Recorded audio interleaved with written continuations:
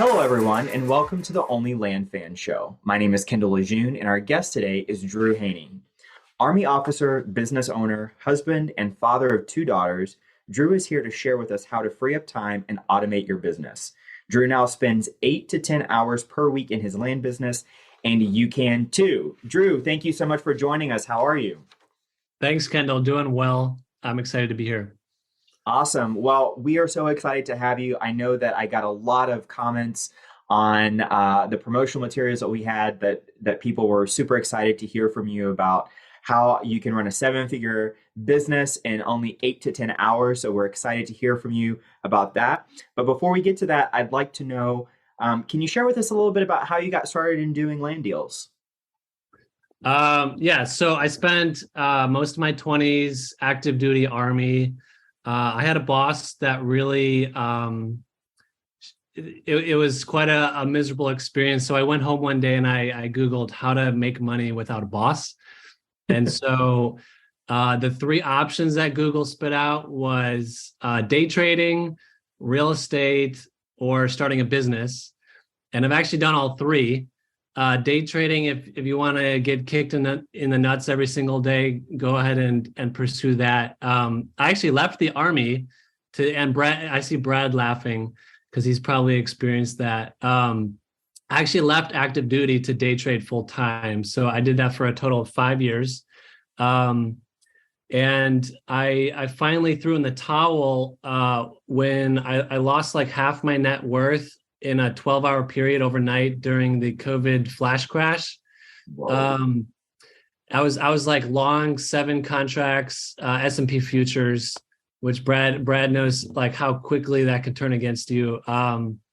And so after that, I'm like, this is not working. I need something else. And that's when my good friend Eric Wong introduced me to land.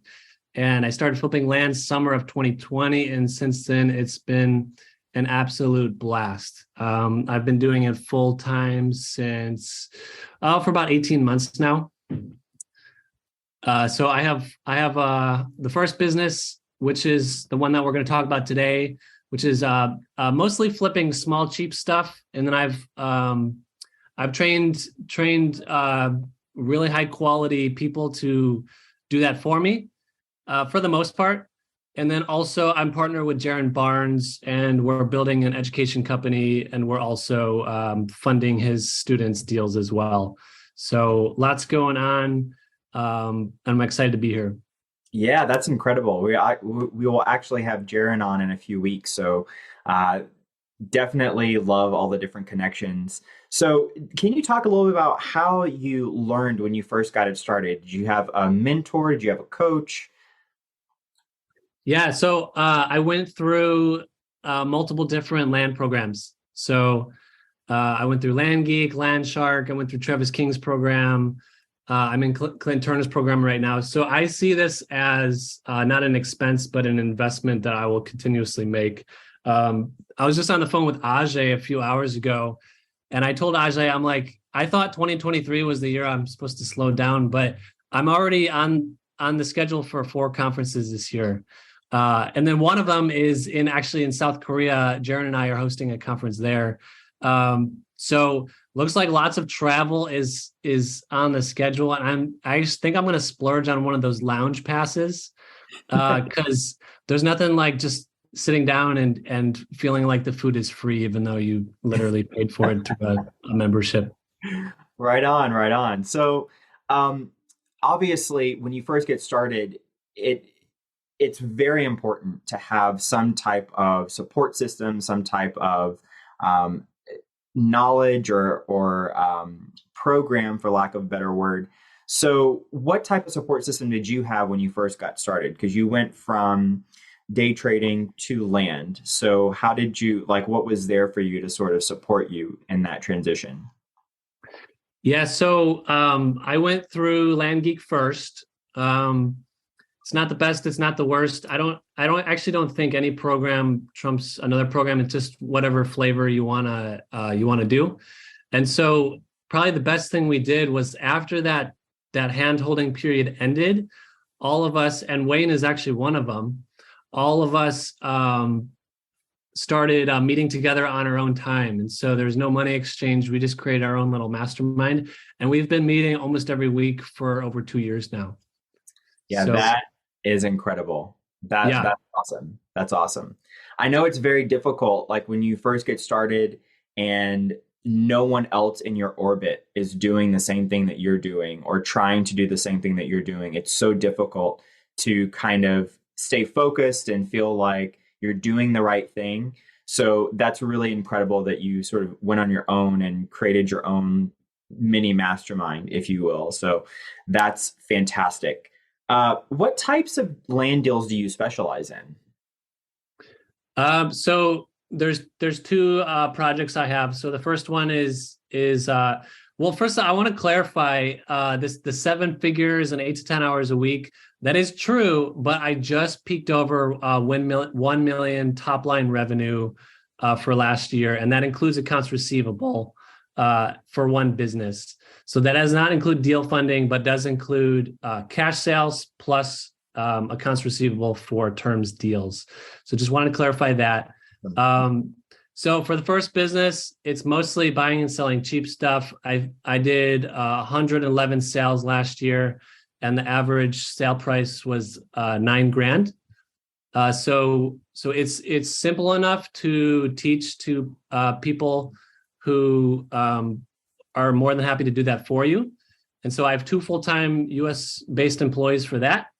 And then the second one is funding and being involved in Jaren's deals. So if you go to ibuyland.org, we just rebranded that to make it look like kind of Drew's running the show, because we found that the whole veteran patriotic thing works very well.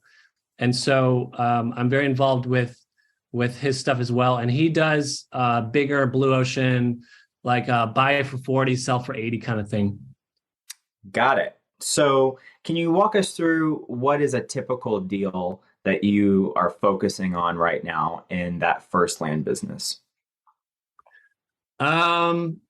Yeah, so I just entered probably the most crowded county in the country, which is Castilla County, Colorado. And I'm excited because I'm entering crowded spaces on purpose, because I believe that my branding and my customer service will beat everyone. Because I have both my full-time employees, they answer the phone within 10 minutes. They have no accent, and they're just great on the phone. And then also the branding is perfect for the rural crowd that really believes in this country. And I believe in the message that I'm preaching, but I also know that like it's just really good branding.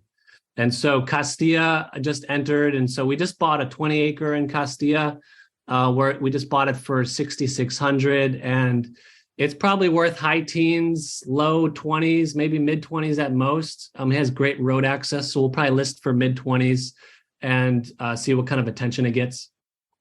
Nice. So for those that are listening right now who are sort of brand new to the land space, is your structure of how you do those particular deals, do you buy them outright? Do you buy them on terms? And then what's your exit strategy look like?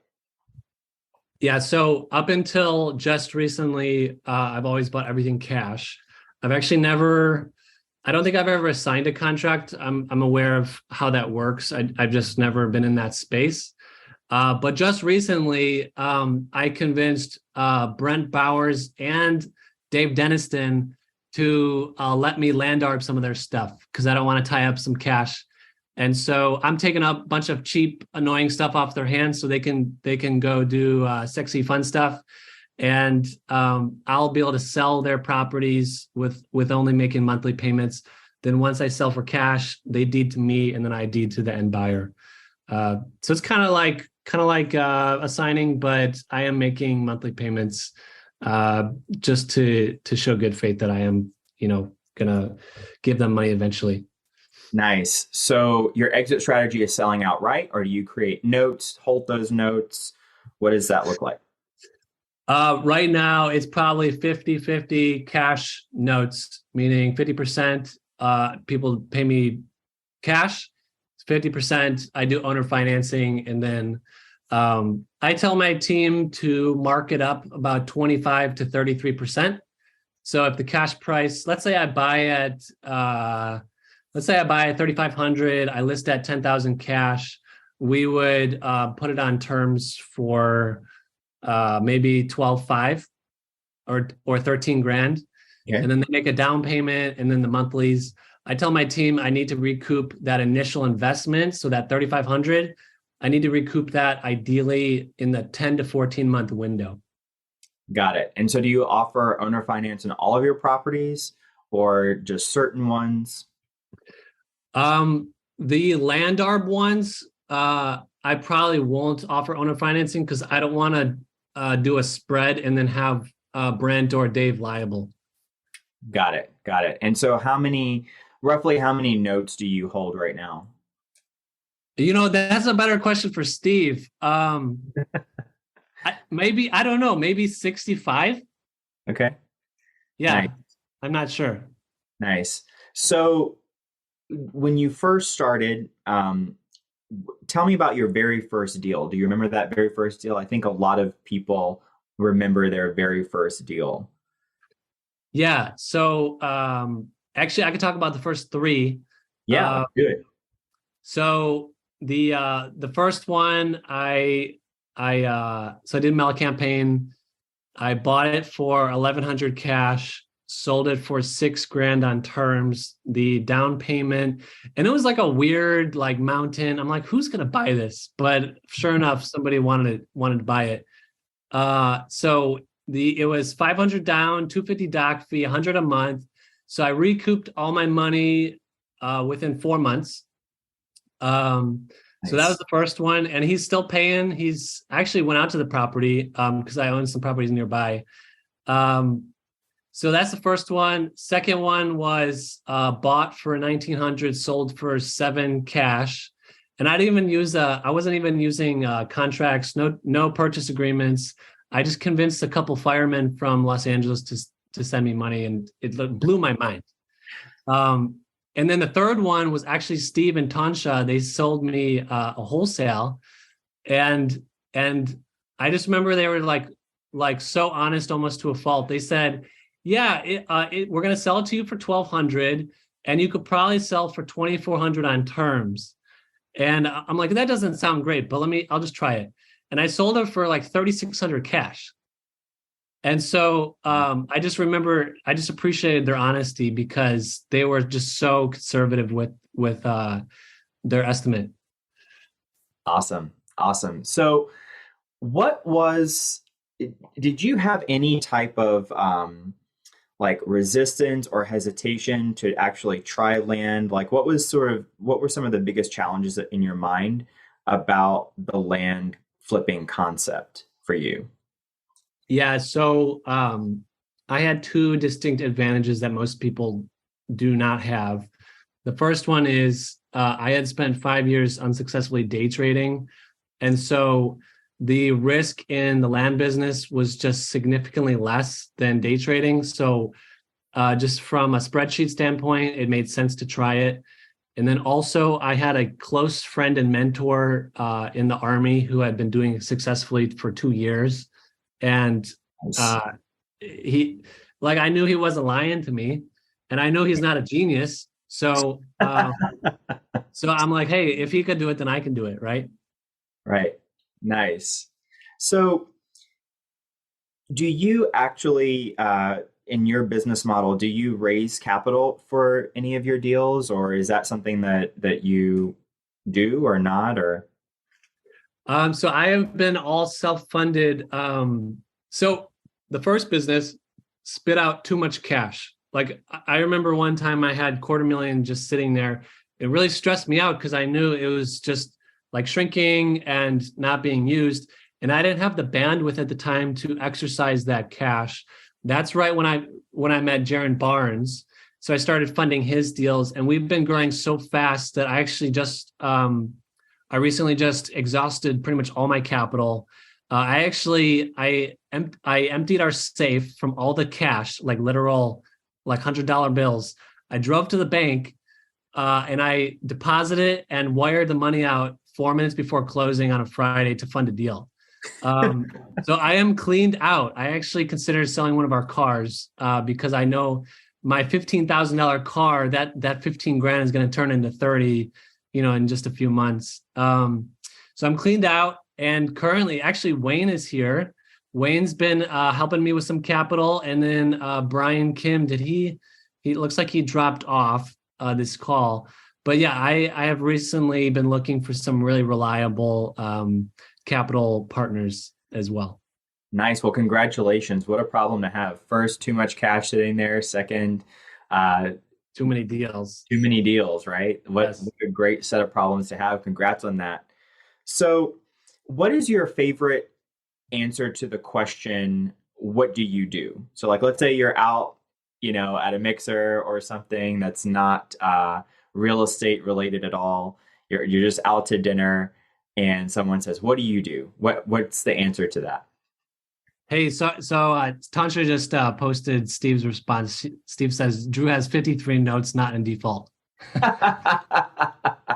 So for those of you who are new, when you put the cheap stuff on terms, you're just going to have a higher default rate. That's just part of the game, because people, and it makes sense. So if you're paying $100, you put 500 down, you're paying 100 a month, and you just wanted to use that parcel for a year to shoot your guns, ride your dirt bikes, it actually kind of makes sense to walk away from your payments if you got, $1,000 worth of value out of it. So yeah, I probably have 5 to 10 defaults going on right now. And so that's why that comment is phrased in that way. Well, before we get off of that, I think that's a perfect way to kind of segue into the question. For those that have not ever done notes before, having someone go in default on a note sounds pretty scary. So how do you handle that and mitigate that risk in your business? So there's not a good answer. So there's two ways to do it. Okay. The first way is the by the book way, which is you bring it through title, you get a deed of trust. So meaning they actually own the property legally, but the deed of trust is a lien against it. And if they stop paying you, you actually have to foreclose on them. And then there's the other way, which is what I do, and most states allow this, where you just put it on a land contract. So you got the purchase agreement, you got the promissory note, and the land contract. Those three documents together create a terms agreement. And I own the land, I hold it as collateral, and then once they pay off, then I deed it to them. And there's different pros and cons with each method, and there's two different camps of thought, and people will debate over the pros and cons, but that's the high level difference.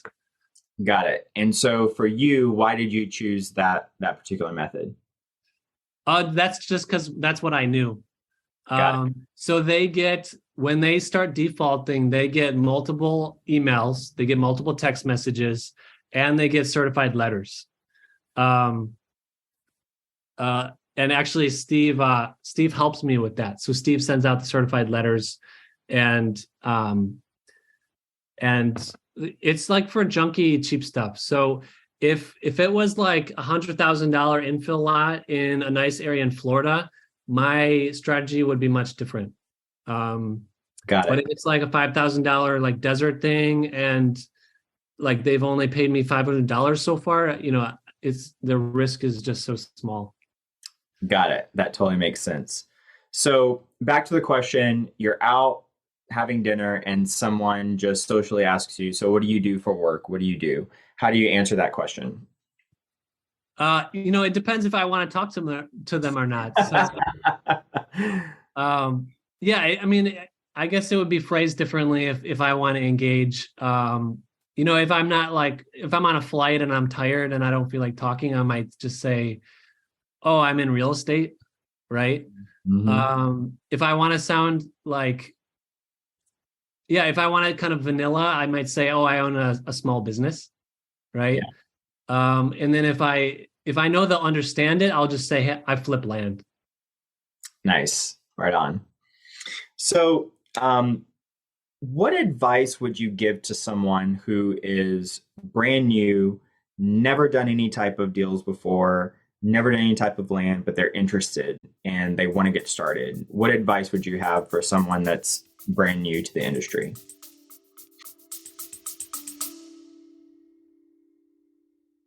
Hey, land fans!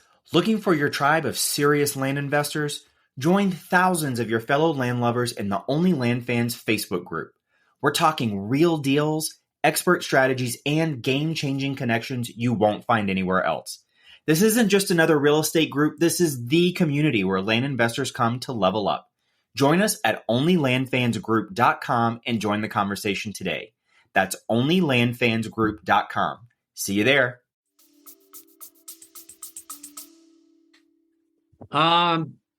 Yeah, just don't be afraid of risking money.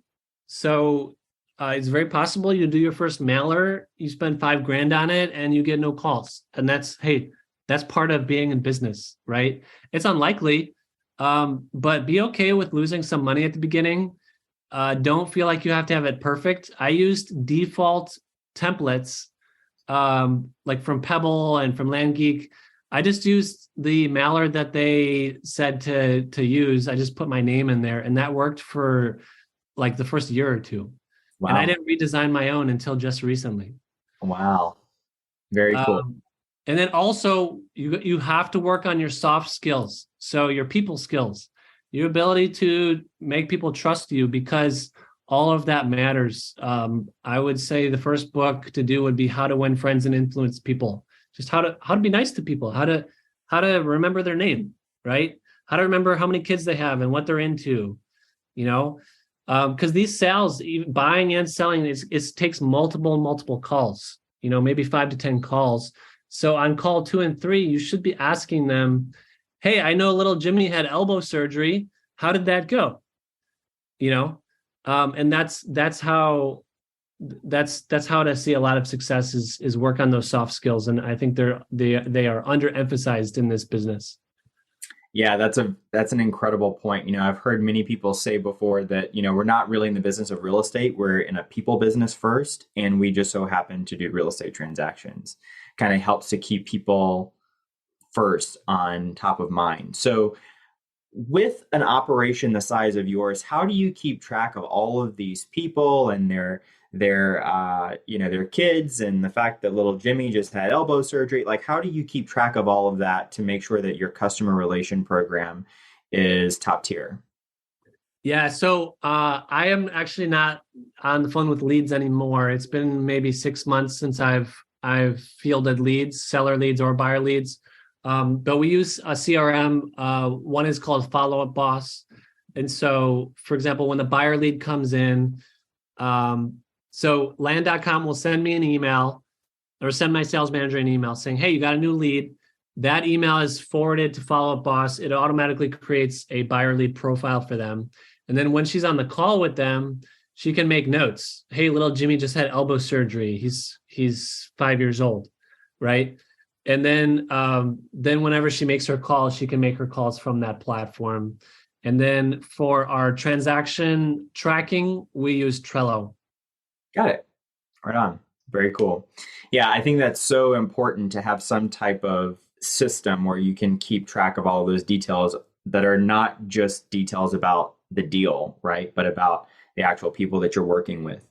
So a little bit about nuts and bolts of your business. When you start looking for a new area, you recently mentioned that you just got into a new market. How do you go about determining which is going to be your target market? Yeah, so there's different metrics you can use. I just know with my first business that I want to be in the most crowded space possible, because I've tried those, I call them loser counties. I've tried the counties that like nobody else is in, and I just don't like my money sitting there for 12 to 18 months. So I just go wherever it's really hot, and I know I can outperform my competition because we just answer the phone faster, and we're just real people. Nice. And speaking of your team, Can you talk us a little bit through like who's on your team and what do they do and who was your first hire and that kind of thing when you started building that out? Yeah. So first hire, I guess I can use their names. First hire was Daitina. She actually came in. She was a buyer lead, and she actually bought land from me. Oh, And after all kinds of phone calls, I said, "Hey, you love land. You learn fast. You're smart. Do you want to come help me with my business?" And because at the time I was doing everything, and she said, "Sure." And she loves it. She's excited, and she lives off grid on a parcel of land I sold her, and she's literally living the life that we're selling to people. And wow. so we're not like, well, I'm in cushy suburbs in Los Angeles right now, but she's like off grid, buying propane, figuring out the solar thing. She has to haul water. She's doing all that, and that's what our leads they love to hear that because it's the real deal. That's incredible. And so what does she do in your business right now?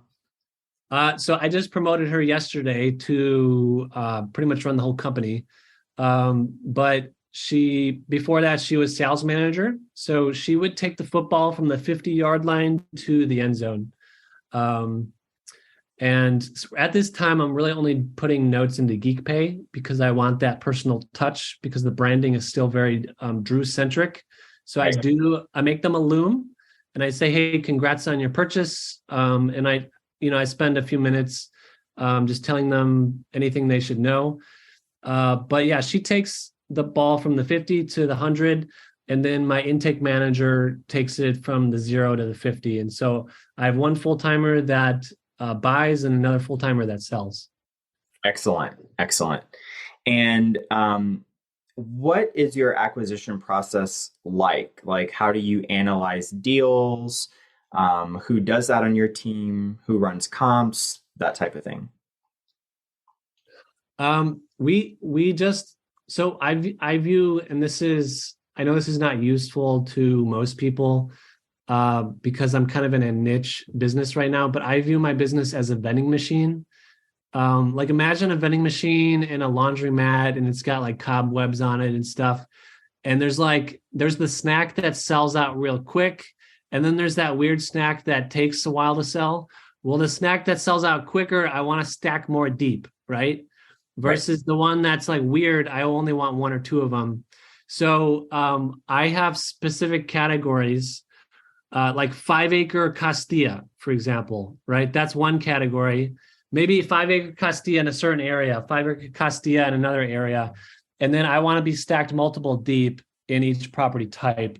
And when we get low, we just refill. We just do more mail campaigns, or we buy wholesale, or we go to auctions. There's lots of ways to pick them up.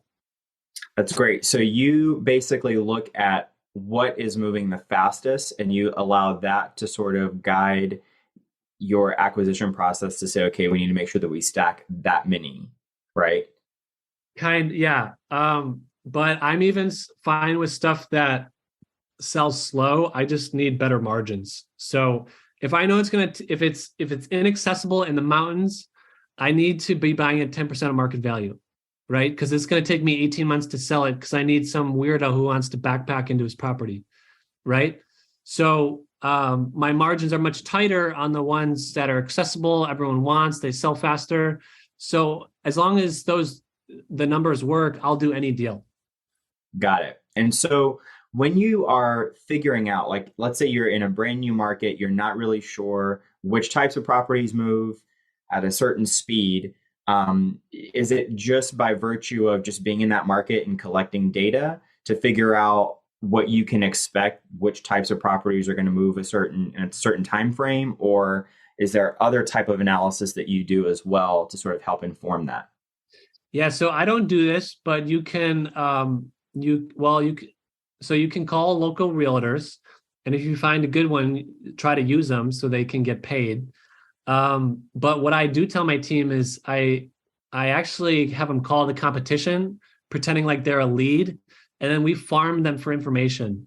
So if like what I used to do is if I didn't want to figure out like the zoning and like water rights and all that, I just called a property nearest to the one I was buying, and I would just ask them all those same questions.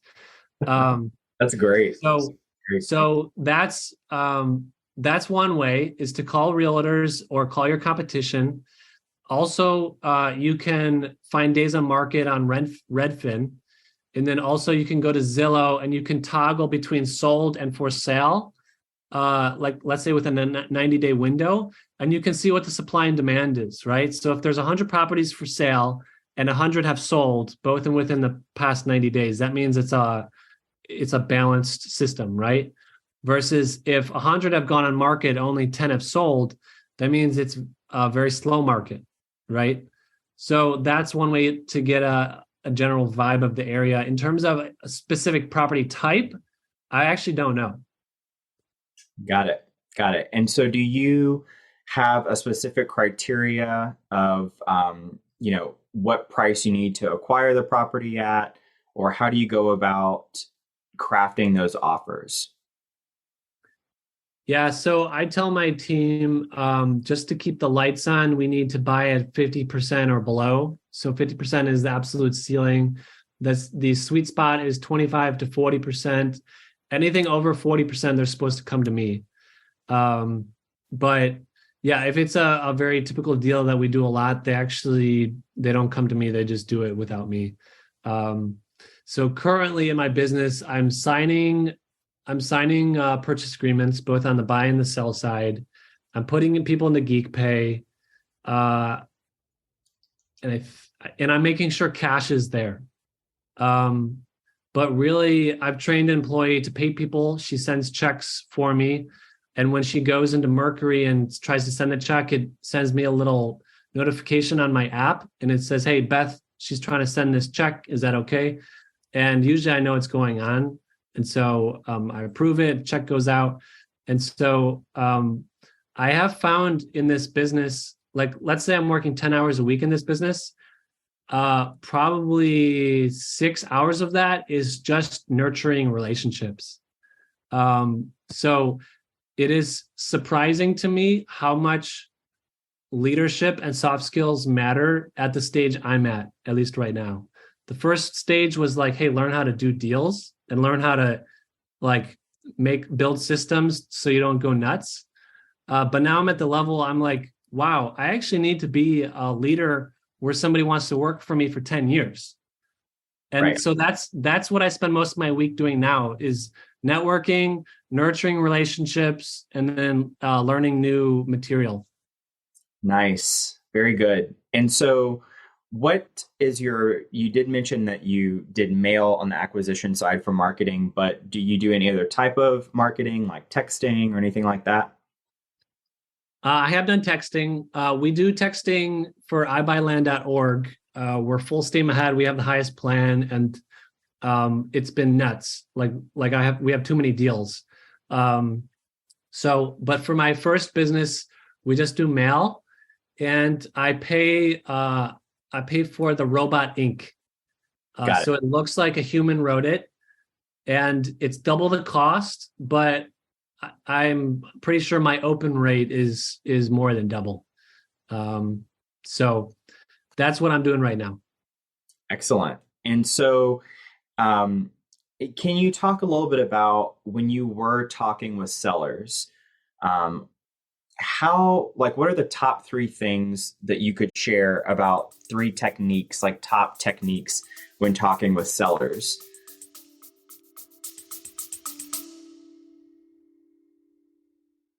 Listen up, land fans. This is huge. We're bringing you the one and only Pace Morby, star of A&E's Triple Digit Flip and the mastermind behind $450 million in real estate deals. He's coming to our virtual meetup on Thursday, December 5th to share how he's applying his creative financing genius to land deals. Head to olfmeetup.com to save your spot today. That's olfmeetup.com. This is the kind of opportunity that changes everything.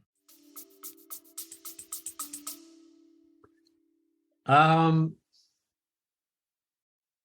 mean, it depends on the seller. Mm-hmm. So like you can gauge pretty quick how sophisticated they are. So if I think they can handle it, I actually explain my business model and they understand it. And they're like, oh, I get it. You're like a car dealership. If I want quick cash, I come to you. Right. So I have this 10-year-old Lexus that we drive. It's probably worth, let's say it's worth 10 grand. Okay. If I want to sell it today, I can go to a dealer and they're going to offer me $4,000 for it. Right. Or I can get it washed. I can vacuum it. I can post pictures on Marketplace. I can deal with buyer leads at weird hours. I can have people test drive my car and I can try to get, 9 or 10 for it. Right. So if I think they can handle it, I explain the business model so they understand like what I'm doing. But if they don't sound like they can handle the thought of me reselling their property, I just make them an offer and just be a nice person. And if they say F you, then that's their problem. I tell my team, we don't create grumpy people, we just find them. That's good. That's really good. And so whenever you are doing acquisitions, what does your due diligence period look like? You mentioned that sometimes, like in the very beginning, you didn't even have a contract. So can you talk a little bit about that? Yeah. So full disclosure, any lawyers here, I use contracts now. So I am completely legal. It was just those first handful of deals. So we use a company called Parcel Review, and I like them because I don't know if he's the owner or the manager, but his name is Eric. And anytime I have an issue, he immediately gets on it. And so I pay $40 for a title report. I pay $30 for due diligence, and they just do some basic vetting, nothing crazy. Keep in mind, I do self-closings, which most institutions no longer teach because it's seen as higher risk. And so if you are doing title company like Blue Ocean stuff, then your due diligence process will be more manual. You'll have a checklist you go through, and it'll just look slightly different. The good thing about title companies is they pretty much do all that, the title work, clean title search. You don't really have to worry about that. You just have to make sure the property fits your needs, like physically, like is there access, floodplain, septic, water, all that. Right. So can you talk a little bit about why you choose to do self-closings versus title company? So self-closings are cheaper, they're faster. And for the cheaper stuff, I think title companies, their fees just don't make sense. And then, so that's like the official fluffy answer. The real answer is because self-closing is what I learned first and it keeps working. So I just keep doing it. Got it. That makes total sense. And so we've talked some on the acquisition side. Can you share a little bit about what your dispo process looks like? How do you market your properties? How do you sell them, find buyers, that kind of thing? Yeah, so I use an internal sales manager, and then we only list on land.com. So I have all my eggs in one basket, kind of on purpose. Most people would say, oh, you're supposed to list on 5-6 different platforms. I don't do that because I don't want my sales manager listing on 6 different platforms. That's not a good use of our time. And so I just do the most expensive and the best one. And I pay a sizable amount. I think I'm at $3,000 a month right now for 23 slots. 23 slots, 4 platinum showcase ads, and then I'm also paying for the land specialist slot for Western Arizona. So if you go to Western Arizona, land.com, you'll see a big old picture of Drew right there. With his cheesy smile and American flag behind him. Nice. So talk to us a little bit now about your big headline that we were promoting this week, which was how you run your business in 8 to 10 hours a week with no automation. Okay. So when I said no automation, the point I was trying to make is I'm not doing anything fancy. There's no zaps. There's none of my software talks to each other. And you can do it too. That's my point with that comment. Is automation good? Yes, it is very good. And if I wanted to scale, I think the next level of scaling includes significant automation.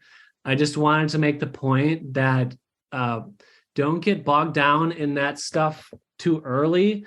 Just focus on doing deals. There's guys who they get to a pretty high level in this business with just a notepad and a piece of paper, and they have no software fees. They just do it all manual. I'm not that manual. I use software for everything, but there's no AI. There's no zaps connecting different things.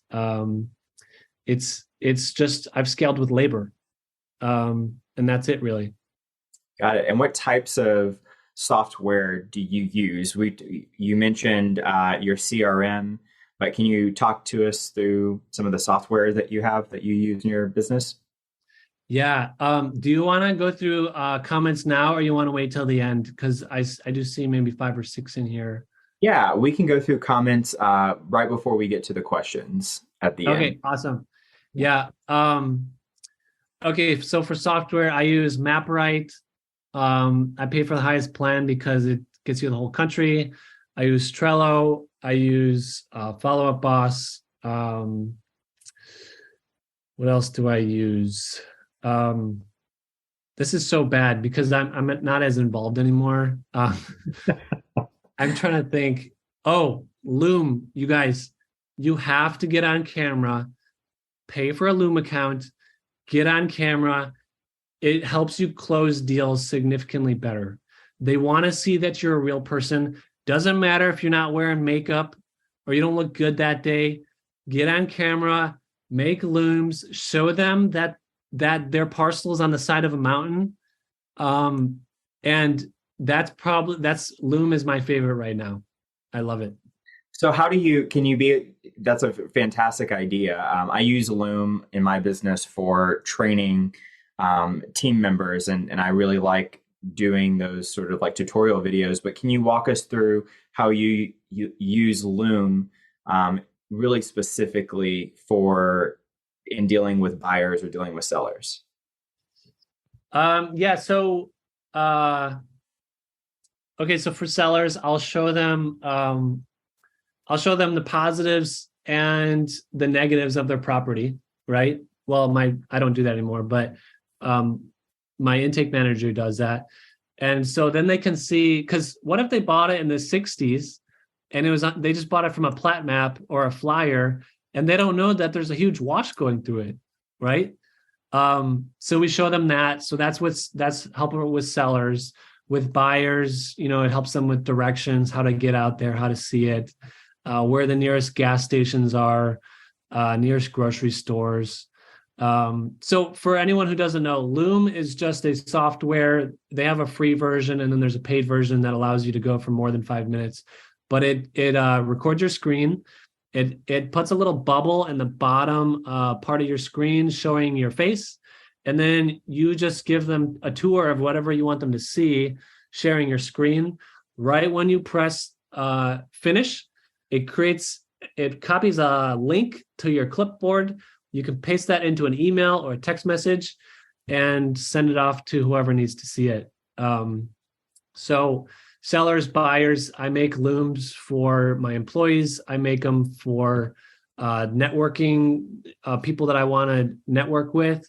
Because an email, black and white email with no emojis versus Drew's face and they hear my tone, it takes the same amount of time or even faster to make a loom, but it builds those relationships much faster.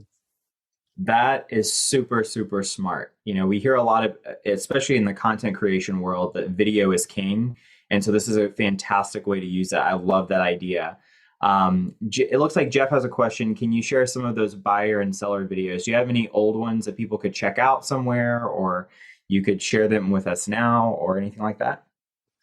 I'll need to look for them. I have hundreds of looms in there, and I don't title them. They're not organized. I just send them out once. So I would need to, go through them and figure out which one is which. Yeah. But yeah, Jeff, you can like message me later on Facebook, and I'd love to, do a call and just kind of elaborate on how to be effective with that. Awesome. So back to the 8 to 10 hours a week, you mentioned that that about 6 of those hours are developing soft skills. What do those other 4 hours look like? I'm trying to figure that out. I'm like, what do I spend my time doing? Because I know for a fact I don't spend very much time actually on the business, but I'm working 40, 50 hours a week. So what am I doing? So let's see, those 4 hours. So there's email, there's my weekly team sync, which we spend 2 hours. So right now it's every Tuesday, 9 a.m. We spend 2 hours. We go through every single deal. Well, not every single deal. We go through most of the deals. And then we just make sure all 3 of us are synced on price, because one has to buy, one has to sell, and then I have to fund it, right? So Right. all 3 of us need to be on the same page with that. I put people in the Geek Pay. I talk with my bookkeeper. I watch Alex Hormozy, YouTube shorts. And then the rest of the time is really just networking. I mean, I was on a call, the phrase your network is your net worth is like, that's for me, that's everything, because I'm actually not very smart, but I want to be friends with the smart people so that when there's new strategies, they're going to tell me about it. Right. So a massive amount of my work week is spent networking and learning. But in my first business specifically, yeah, it is probably 8 to 10 hours a week. Nice. So what are some pro tips that you have for us about networking? How do you go about building relationships, nurturing relationships? Like, what are your main key takeaways for networking? So always give, and I learned this from my wife and then also Ajay Sharma, always give more than what you get. Okay. Because out of every 10, Kendall, you and I have never gone out to dinner together, but if we go out to dinner, I'm going to buy you dinner. And it's because for every 10 people I pay for, 5 won't pay back, or I'll just never see him again. 3 might pay me back equal amount, but those last 2, they're going to pay me back 100x more with connections. So here's a great example. Ajay and I, we were at a few conferences together, just randomly. I bought him a few drinks, bought him dinner a few times. And then he connected me with Jaron Barnes, which has been the most profitable relationship I've had to date. And that was because Ajay liked me. And when Jaron said, "Hey, I need a funder," the first person he thought of was Drew. So yeah, always give more than what you take. And I would encourage you, make your friends land people. If you have friends that they're playing video games every night and they're drinking beer, or if your friends are not supporting your goals, don't spend time with them. And so, yeah, those are my tips. That's really good. I think that that's something that a lot of people, including myself, didn't really get until you really get into building the business and realize, like, oh my gosh, I'm really on an island here by myself doing this unless I'm connected with other land people. So that's a really great point. We just talked about the importance of a network. What would you advise to people in terms of what type of people should they be looking for to network and to partner with? So the people that are at your level currently are, believe it or not, the best people to network with, because you're going to grow together. So look for the ones that are at your level right now, but look for the ones that have a ton of potential, that currently they're at your level, but in 2 years, they're going to be 10 levels ahead. And so grow with those people. You can reach out to people that are way ahead of you, but the chances that they want to spend like their precious time like doing a charity case for you is just a lot lower. So grow with the ones who are at your level at the moment. That's really, really good. What would you consider is your superpower? I think I'm the kid that just keeps showing up. Like I'm not good at anything. You know, I struck out in T-ball when I was 5, which is not even possible. But just keep showing up. If you show up every single day, you're the first one to get there, you're the last one to leave.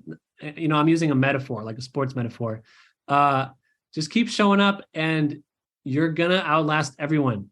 Like Ryan Holiday says, you're not trying to outperform anyone, you're just trying to outlast them. And that's all I've done. That's really good. Wayne says, Drew's superpower, my humble opinion, is that he never overcomplicates things. Action solves everything. You an action taker, Drew? I don't know. Wayne and I go back. He was actually in my first Land Geek group, and so Wayne was on the call. 2 years ago, I think I went to a parcel in rural Missouri. It was like 4 hours away from Kansas City, where I was living at the time. It was Father's Day, Sunday morning. I drove out there to go see it. I parked my car, and when I come back to my car, it was surrounded by people with guns, like citizens. Whoa. And I'm like, okay, something's not right. And they say, hey, you're trespassing. You're a bad guy. We're going to get you. Turns out I was trespassing. I actually went on a parcel that had been sold. But you guys got to go get out and do that stuff. I don't mean physically visit your parcels, because you really don't need to do that. I just mean you need to take action and kind of risk getting cut up a little bit, metaphorically and I guess physically. Long story short, I didn't get shot. Everything was fine. And it was a good story afterwards, but I remember Wayne was laughing about that one because I shared it on our next call together a few days after that. Man, I could only imagine. What a welcome wagon! Nothing but a bunch of guns. It's crazy. So you mentioned Alex Hormozi a little bit earlier, but can you talk us through like who are some of the entrepreneurs, business owners that you like to follow and that you like to learn from? Alex Hormozi is my recent favorite. I'm a fan of Clint Turner. He is the only person who is younger than me that I actually look up to as a leader, and I think he's really high quality. So I appreciate what he's done for this community. That's fantastic for sure. Yeah. Yeah. I'm trying to think. I don't know. Yeah, I'll need to get back with you on that one. Yeah, that's great though. I mean, I'm sure Clint will be happy to hear that he's on the short list with Alex Hormozi. That's pretty high praise. That's awesome. So what is the biggest surprise that you've had so far on your journey in the land space? Biggest surprise? Outside of the guns. I had an HOA call me one day, and they said, hey, one of your terms buyers came in. They brought a bunch of gravel trucks in when it was raining. They tore up the roads, and we're going to hold you liable for all this damage, 2 miles worth of damage. And it ruined my week. Cause I'm like, I don't have how much is this going to cost? $200,000 at the time. I didn't have that. Right. So this is something that I think is just part of being a business owner, is realizing that at any time somebody can sue you, even if it's not over something legitimate. And that this is just part of being with the big boys. You make the big money and you've got the big responsibility. and it's a rough world, and people are trying to take it from you. And that was probably still the biggest wake up call, is like realizing, hey, I could build this empire, and then somebody could try and take it. But I don't really care as much anymore, because I'm learning to have fun. And unless somebody hits me in the head with a baseball bat, they can't take what's up here. Okay. They can take all my money, and I can rebuild in 2 years or 1 year or whatever. So once you realize that, and you do the whole Tim Ferriss practice poverty type practices, you realize like, hey, I'm unstoppable. That is really interesting. So there's a lot of power that comes, I think, with the realization that I've built this once, I can build it again, and I have that skill set to do that. So for people who may be listening to this that are starting from zero, they have zero money, they have no money to be able to invest in this, what would you say to them in terms of how to get started? If you had to start from scratch tomorrow, what would that look like for you? I would go on Zillow or Marketplace. I would offer 40% of list price on every single property, and you're going to get a lot of FUs. And if you make 1,000 calls, you're going to get a deal. That would be my advice if you have no money, and you just want to jump in the deep end. Got it. So they find the property, they have someone that finally says, yes, you can buy my property 40%. They have no money. How do they fund that deal? Go on Facebook groups, all the land ones, say, hey, I've got this deal. Who wants to fund it? I'm brand new, so I'm offering 50-50 or even 60-40 in your favor. Here's the parcel number. Direct message me if you want to fund it. I need to know within 48 hours or whatever.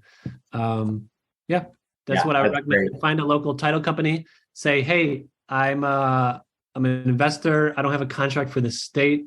Can you send me like a default contract for me to give to this buyer, and then get a free subscription to DocuSign, send it to them in DocuSign, get that over to title, and start calling realtors, telling them, hey, I've got this deal in the pipeline. Actually, I would call realtors first to have them help you comp it. And then, that's how you can do your first deal with no money. That is huge. Those action steps right there, because I think so many people, they are in that exact same position, that they don't have the resources to get started. They don't know where to do that or how to go about doing that. So thank you so much for sharing that. Brad says fundmyland.com has most of the lenders who fund land deals as well. So that's a resource as well, fundmyland.com, if you're looking for lenders. That's a fantastic resource as well.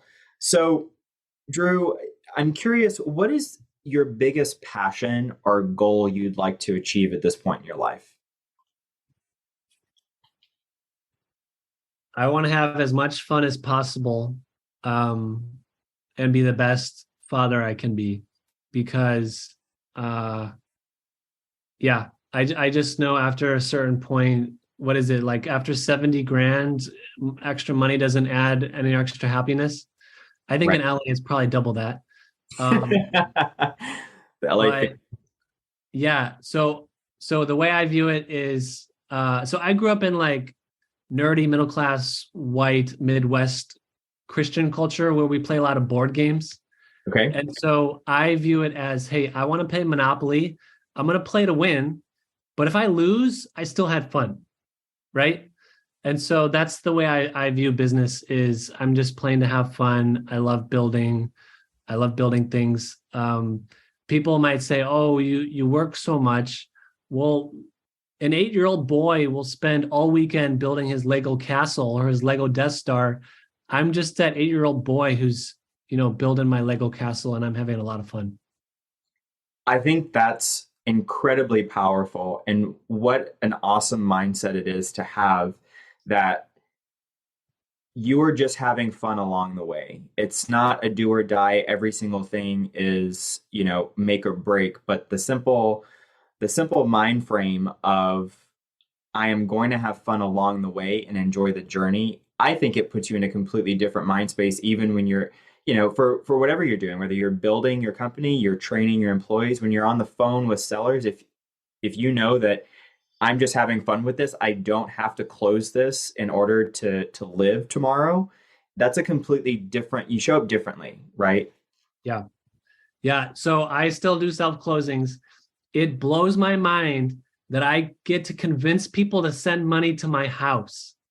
Okay, do we have time? What time is it? We got We plenty have of time. plenty of All time. right, you guys, I had a buyer in the middle of the night. He put a down payment on one of my biggest properties. It was like 40 something grand. And then he says, "Hey, I live in rural Missouri." And I'm like, "Oh, cool. That's 2 hours from me." And he's like, "Hey, I want to pay with cash, like real dollar bills." And so I said, "Okay." And he comes to my house and he pays me in actual cash. He didn't want any escrow. There was no purchase. Well, there was a purchase agreement. But to me, it just blows my mind. I'm convincing people to pay me money and they're just trusting that I'm going to deed them the property. So anyways, nobody got shot. We both had guns on ourselves with all this cash on the table. Nobody got shot. I actually really appreciate him. I still talk to him sometimes.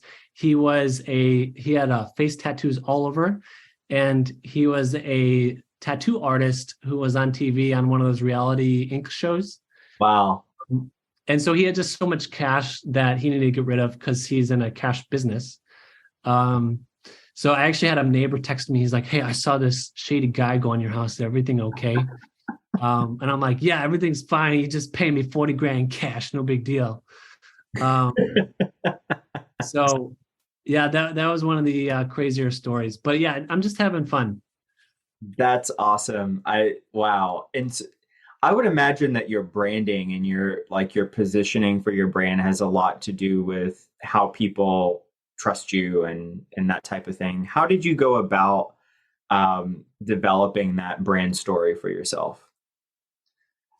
I don't know. I mean, I have a couple business degrees, and they always preach about branding and marketing and how important it is to connect with your target audience.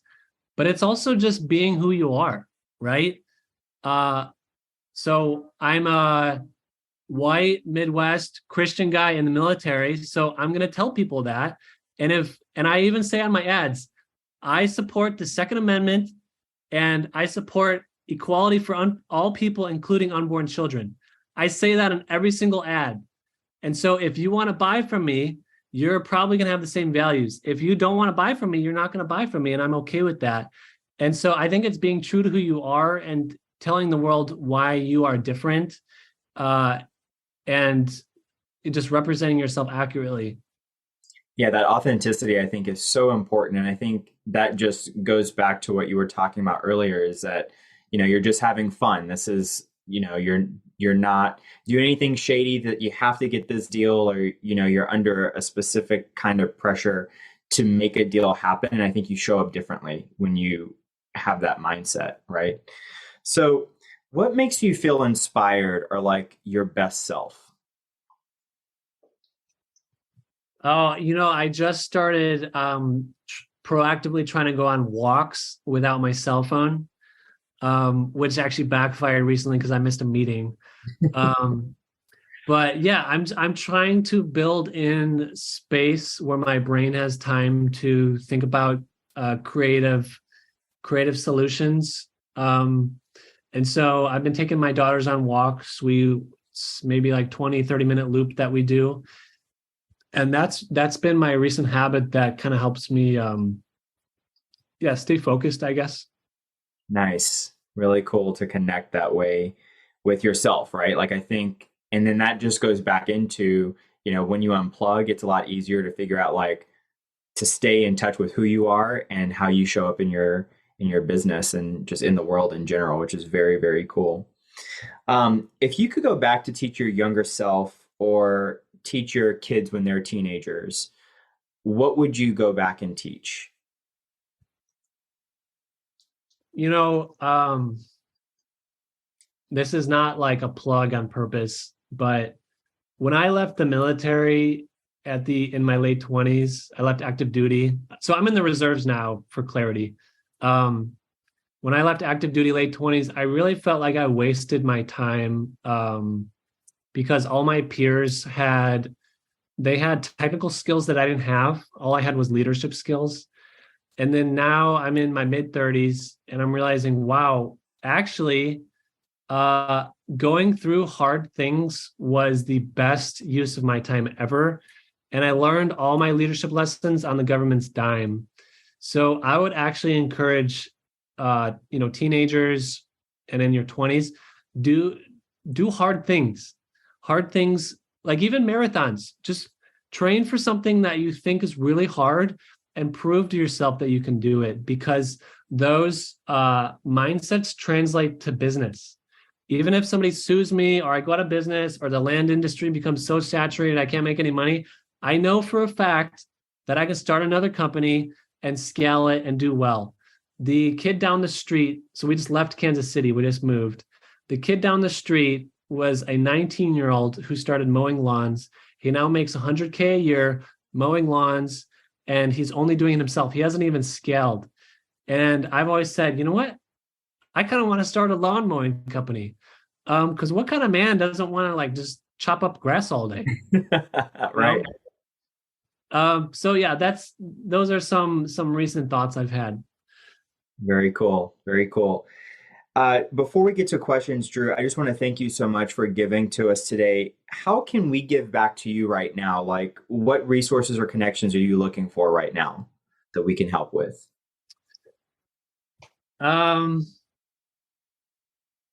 We have a few open seats for our mastermind in Korea. We have, there's a vetting process just to make sure that you're a good fit.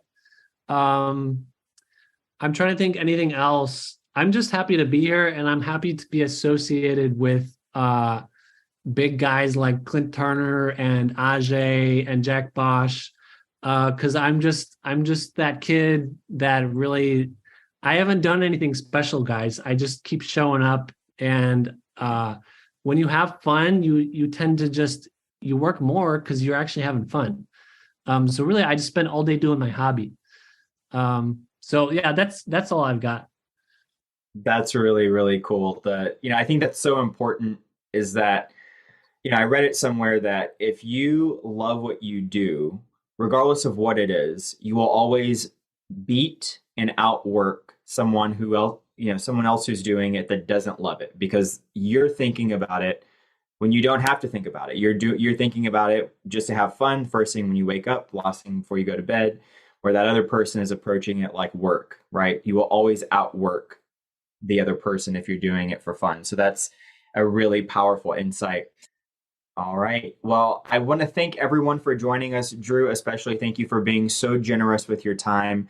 I really loved getting a peek inside your brain and inside your business and see, kind of how you run things. And I know that I picked up a ton of value, and I know that everyone else has as well. So thank you so much for joining us. And thank you for everyone that is on the call live tonight. As always, we do these every Thursday, 6 p.m. Central Time. If you are listening and you have not joined yet, please make sure you go to OnlyLandFans.com. We can continue the conversation there. Drew is a member of that group as well. And you can ask any type of questions to our mastermind. We talked earlier about how important it is to be in a community of other land flippers and other people who are trying to do the same things that you are doing. And so that's a great community there. And I am very passionate about that project and making sure that we have a space to learn, grow, collaborate, do deals, and partner with each other. So I want to thank everyone again so much for being on the call tonight. We'll go ahead and wrap it up, and I hope everyone has a great week. We will see you next week. Until then, be great, and we'll see you in the next one. Take care, everybody. Thanks, guys.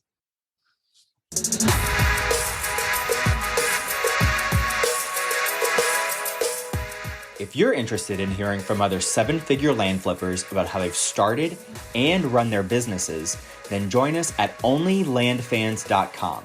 Looking forward to seeing you there.